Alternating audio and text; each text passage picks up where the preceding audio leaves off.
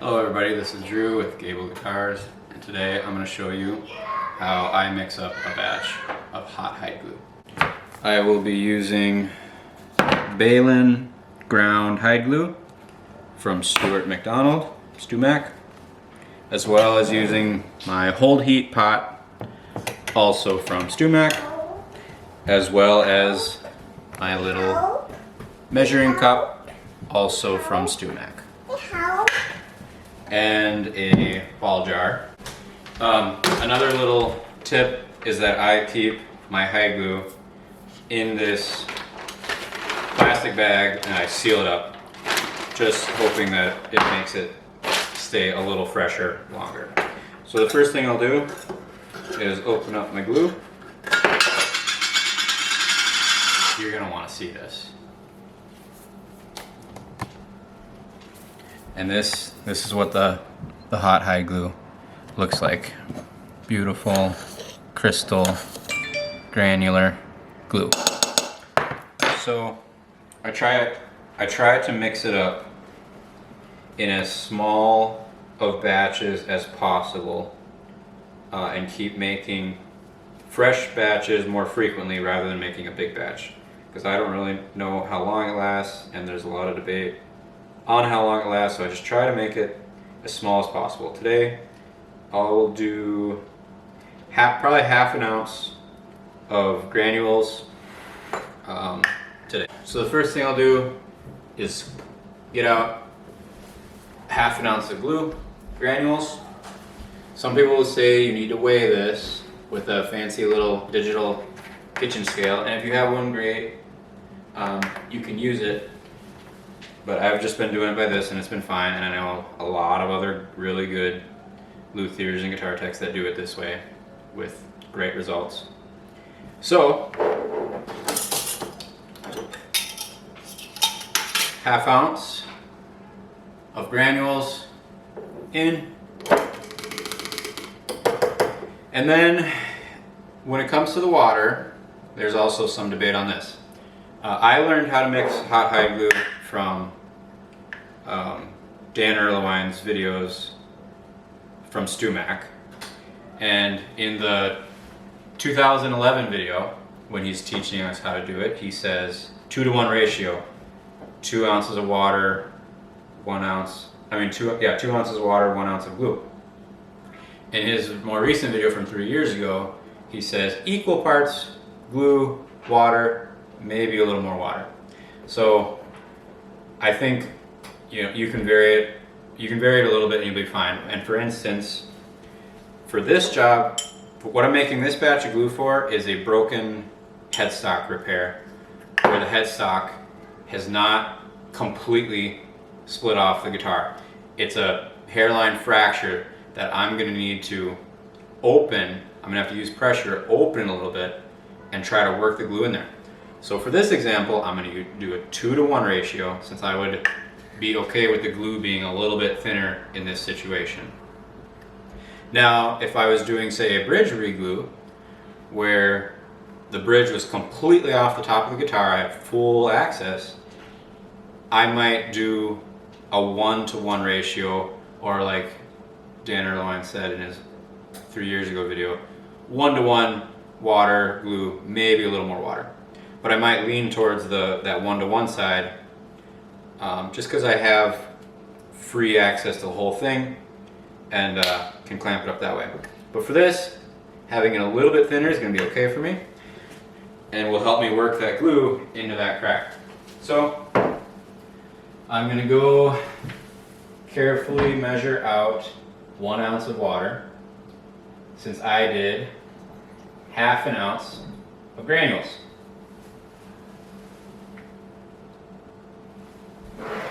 I put it on somewhere level so I know I'm measuring. That's a little too much. Still a little too much. I don't really want to go over 2-to-1 either. That's a pretty standard. You hear a lot of people say 2-to-1. So I don't want to go over that. Even though if you did a little bit, I think you would all still be okay, because the whole point is the water evaporates and what's left is the glue. So the water is like a means to get the glue where you want it to go. So a little bit over 2 to 1, you'd probably still be fine.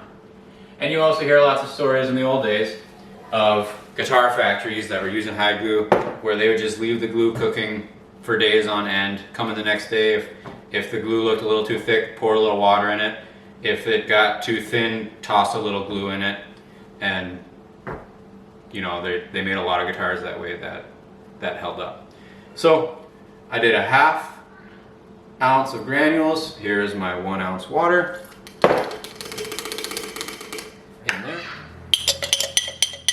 So yeah, just give it a little mix so there's no dry spots, and you can see it'll look like that.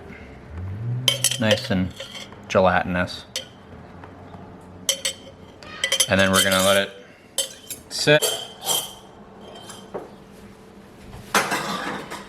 And now I will put the lid on it and I'll let it set for a couple few hours. Just gonna let it set out here at room temperature. Let it gel up into almost a tapioca-like form, and then we will give it a heat. That's it for that. We'll come back and heat it up in a little bit.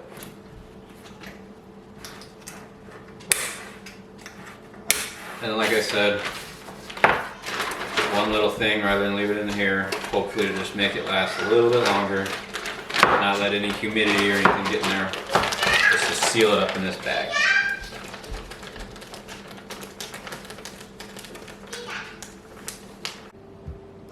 Alright, so it's been a few hours. We're gonna take a look at it here, and you can see it looks like tapioca. Almost a jelly-like substance. Let's see if I can get a good picture of it. Yeah. There we go.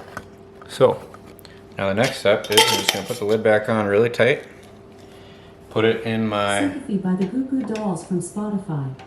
Alexa, stop. Man, she's annoying. Alright, so the next step, after I figure out how to get her to stop listening to me, is to put the lid back on really tight. I'm going to put it in my hold heat pot, and I'm going to, I usually, you know, really only use it when I'm about to use the glue, but I'll put it in there just to make sure it gets up to 145 degrees between 145 and 165, and we'll plug it in, and I'm gonna let it cook for a couple hours. All right, so here we go. It hasn't been very long at all, but it's gotten to 150 degrees. So I'm just gonna pull it out and take a look at it, and you see we have that golden honey liquid, beautiful hide glue. And it smells really good too, so make sure you always smell it. But yeah, so I'm gonna let it keep warming up for probably a couple more hours here, and then I'll just unplug it, put it in the fridge overnight, and it'll be ready to use tomorrow.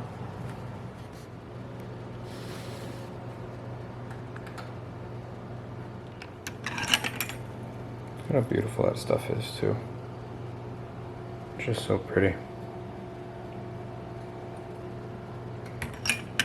Another thing I shouldn't fail to mention is with hot hide glue, you can only use it when you can get the 2 pieces of wood that you're gluing together really fast, like 90 seconds or less, because it starts to gel up real fast once it starts dropping below that 145 degree level.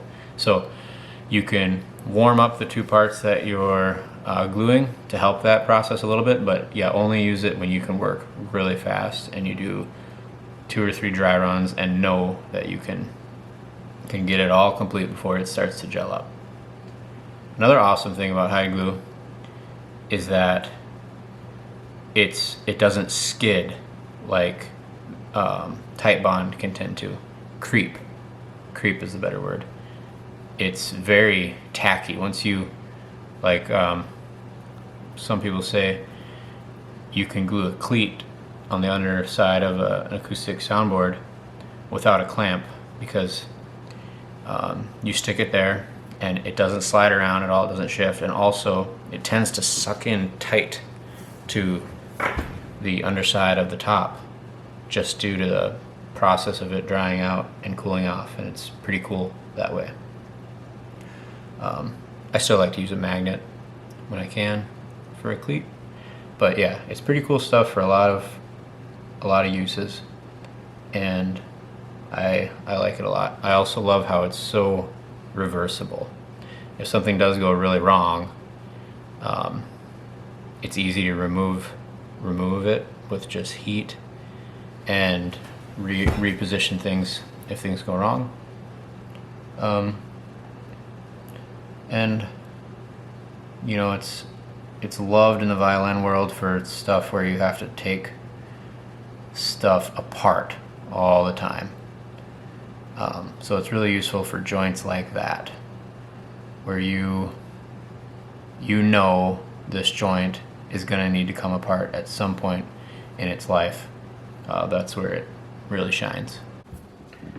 Another note, one thing I always do is I will write the date, today's date, on the lid so that I remember when it was made, because the stuff doesn't last forever. It's really hard to know how long it exactly lasts. I've asked so many people and never get a straight answer. Everyone just says, you know, mix it up in as small as batches as possible, so that you're always using fresh. Some people go as far as to say that after its first heat up, the next time is already weaker. I don't really buy that one, but like with most things, you can find opinions all over the place. But generally, I just try to mix it up in little small batches like this that I will use, you know, fairly quickly, and that way I don't have to worry about it too much. I'm not going to go mix a whole jar of it and use it over the year or anything like that. But yeah, I'd still like a solid answer someday for how long this stuff really lasts. And if I didn't mention, keep it in the fridge always. Only pull it out, heat it up, use it, and then I put it right back in the fridge. Try to make it last even longer. Another rule of thumb I like to follow with the hide glue is if something was put together with it originally, I try to put it back together with the hot hide glue. I think that's a pretty safe general rule of thumb with this stuff. I don't really like going and putting tight bond or, you know, a yellow glue where this stuff was originally doing the job. I just don't like that. So that's I think a fairly safe rule of thumb is if you're working on something pretty old that you know is put together with hot hide glue, I just keep it going and use the hot hide glue on that. You know, a lot of the, you know, the old Gibsons and Martins, the old ones are all put together with this stuff. If you look in some of the old Gibsons that were put together somewhat sloppily, you know, you'll see this nice golden dark brown stuff that you can tell it's hide glue. So it's nice to put it back together with that stuff. My other favorite thing, probably my favorite thing about hot hide glue that I forgot to mention, is that it melts into itself. Old hide glue with new hide glue. And that's probably my favorite part about it, because for a joint that needs to come apart and be put back together, the new glue that you're going to use will revigorate the old glue, and it'll melt back in with itself. It melts together, and it's a good joint. Whereas with like a tight bond, if you glue a joint together with tight bond does not melt into itself like that. So you need to get rid of all the tight bond in the joint to make a good connection, and that can get really hard to do, especially on certain, like on repairs, for instance, jagged, you know, unperfect joints. So I love that about hot hide glue, that I know if I fix something with it and say something horrible happens and someone breaks it again or it comes apart again down the road, I feel confident that I could put it back together with this stuff, and the old glue is gonna revigorate the new glue, and it's still gonna be a solid joint. Whereas if it was, you know, like a yellow glue, I would feel like I have to get rid of all traces of the old glue to get a fresh wood joint, which gets extremely difficult sometimes. So that's a really cool thing about hide glue, is that because it's heat and water, you know, heat and water are what, you know, make it work. So when you reintroduce that heat and water to some old hide glue that's been sitting in a joint for years and years and years, it remelts, reheats, and still is able to make a good joint with the new glue. So yeah, that's super cool, I think. So that's everything I know about hide glue. Well, maybe not quite everything, but most of what I know, how to mix it anyway. There's a lot of information out there about it, and I'm not like a crazy hot hide glue fanatic that says you need to use it for everything. I like to use it as a situational glue, like with all things. I think, you know, there's no one right answer. It's very situational. If you'd like to use hot hide glue, I love to use it in neck joints where we know we're going to want to get the neck out someday. I think it's really good for that. A lot of other stuff too. Cracks, it's good for that. It dries really, really rock hard. But yeah, situational. Sometimes I like Titebond. Sometimes you need to use super glue or epoxy. I'm not crazy fanatic one way or the other. I just like using the best glue for the job. And yeah, that's how I mix up hot hide glue. If you like this video, give it a thumbs up. Comment any comments you have, and subscribe to my channel. And I'm gonna try to start making some more informational videos. Okay, thank you.